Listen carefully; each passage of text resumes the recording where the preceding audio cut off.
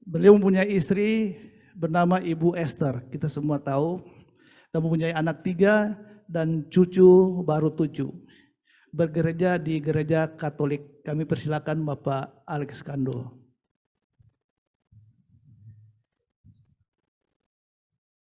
Puji Tuhan.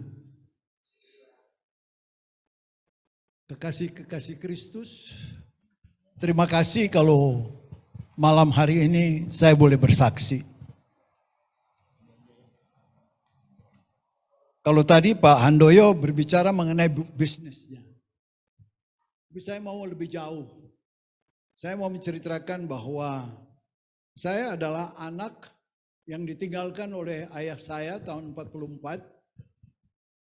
Sebelum saya berumur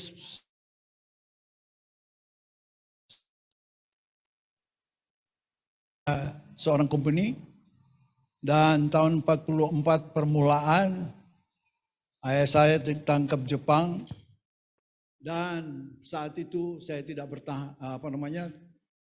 berpisah, tidak bertemu lagi. Artinya saya ditinggalkan oleh ayah saya. Saya dengan 4 adik saya diurus oleh ibu saya.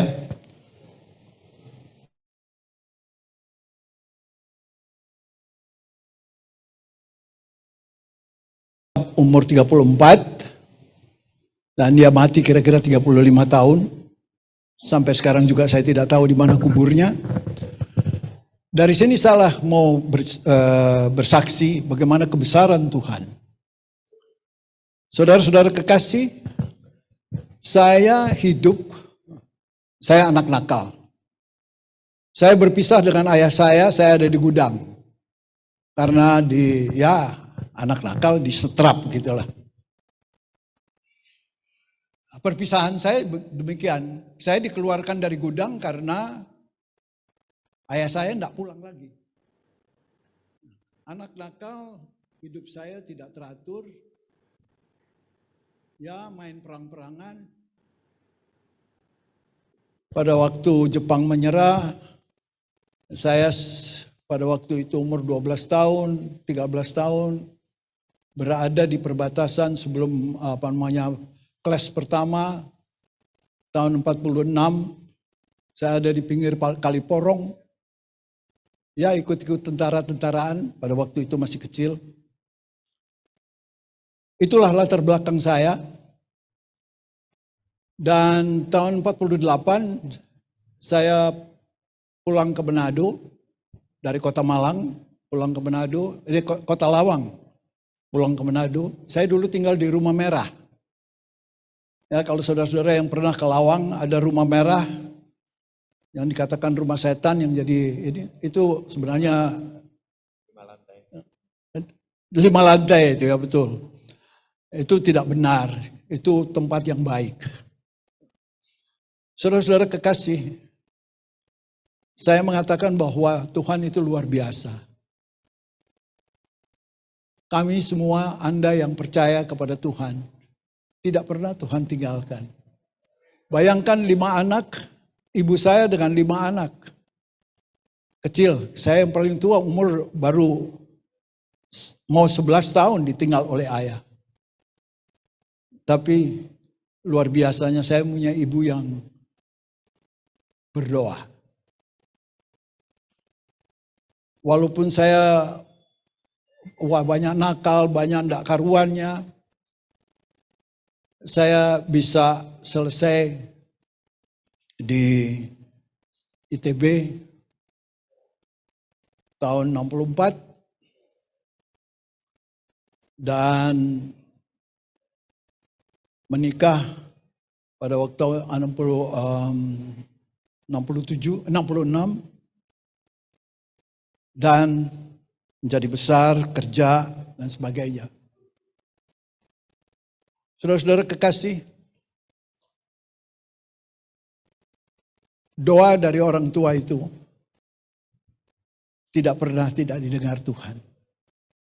Tuhan mendengarkan setiap doa daripada anak-anaknya. Saudara, hidup saya tidak baik. Saya bertobat pada waktu saya berumur 45 tahun, yaitu tahun 78. Saya baru kenal Tuhan. Saya mengikuti Full Gospel tahun 80, 79 maaf, 79 mengikuti Full Gospel pertemuan Full Gospel Businessman Fellowship di Hotel Indonesia Desember tahun 79. Saya terima Tuhan Yesus pada waktu itu dan mulai mengenal Full Gospel. Pada tahun 1980 saya bertemu dengan Pak almarhum Pak Talas Sianturi. Pada bulan Maret 80 beliau menerima Tuhan Yesus sebagai juru selamat pribadi. Berlanjut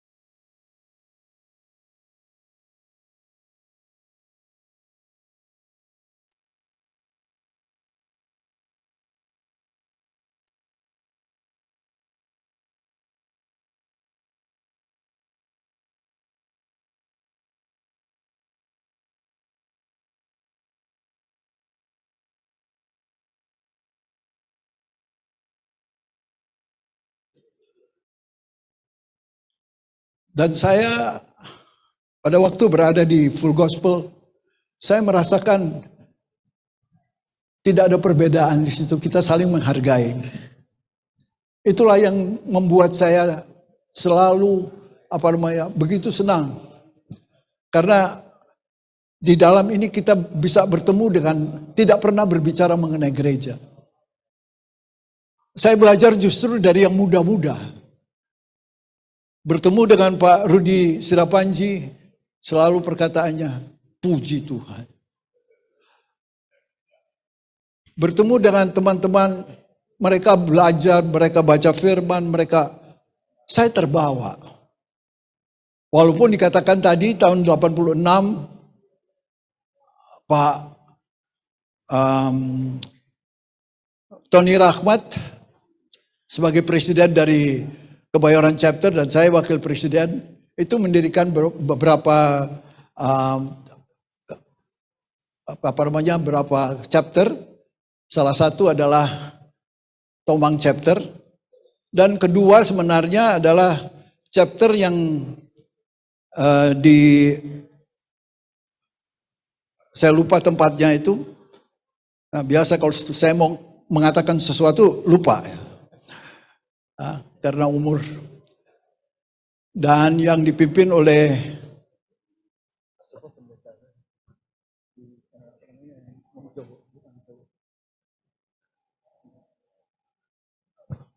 GBI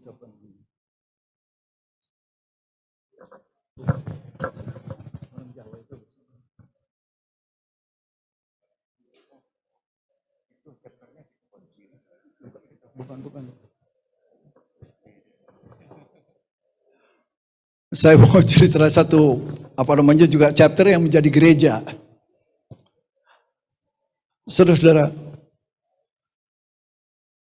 Dan saya bertumbuh di Kebayoran chapter. Kenapa saya kembali ke Kebayoran chapter? Karena pada tahun 97 saya kembali dari Batam, 98 saya kembali dari Batam. Ternyata Kebayoran chapter yang biasanya hari Kamis pindah ke hari Sabtu. Jadi 97 saya kembali masuk di masuk di Tomang chapter. Saat itu saya menjadi anggota Tomang chapter. Ya. Saya lihat banyak sekali perubahan dan saya bisa menceritakan Tomang chapter luar biasa. Ya, di bawah pimpinan Pak Handoyo dan teman-teman semuanya. Saya melihat apa yang dikatakan Pak Handoyo itu benar. Mereka mau merendahkan diri, mau ingat akan sesama, tapi yang paling luar biasa adalah mereka mau berkorban. Ya. Dan saya lihat pada tahun 97-98 pada saat itu keadaan ekonomi tidak baik. Mereka bukan diem. Mereka jalan sampai ke Australia, sampai kemana untuk menjangkau. Padahal mereka sendiri di dalam keadaan yang kurang baik. Tapi puji Tuhan, kekasih Kristus. Kita lihat di sini hasilnya. Kalau kita mau berkorban, kita pasti akan ditolong oleh Tuhan.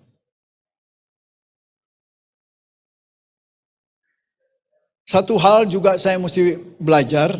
Saya juga mau mengatakan bahwa pada suatu saat saya mengikuti pria sejati. Saudara, saya tidak pernah belajar bagaimana menjadi seorang ayah. Saya tidak pernah belajar bagaimana menjadi seorang ayah. Tapi pada waktu saya mengikuti pria sejati, saya belajar bagaimana saya harus menjadi seorang ayah. Sebab itu saya berani, anak-anak saya sudah menikah, saya panggil mereka satu persatu, dan saya berani mengatakan, saya minta ampun kepada anak-anak saya. Saudara-saudara kekasih, ini yang bisa saya ceritakan bagaimana saya mengikuti Full Gospel Businessman Fellowship International. Mungkin agak kacau sedikit karena saya terlalu emosi di dalam hal bersaksi, saudara-saudara. Tapi saya mau menutup dengan satu pujian pendek. Maaf Pak, Pak Andri Akili.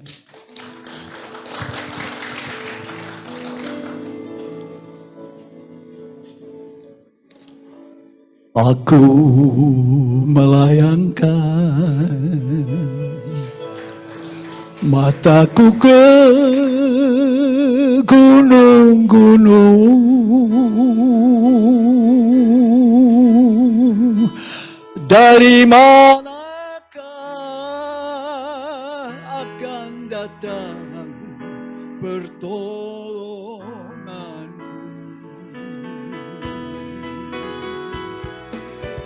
Pertolonganku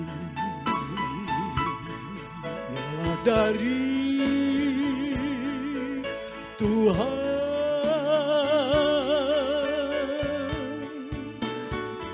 yang menjadikan langit dan bumi. Aku melayangkan mataku ke gunung-gunung, dari manakah akan datang pertolonganku? Pertolonganku ialah dari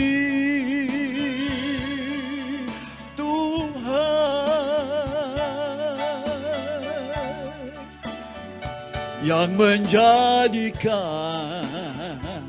jadikan langit dan bumi, yang jadikan langit dan bumi.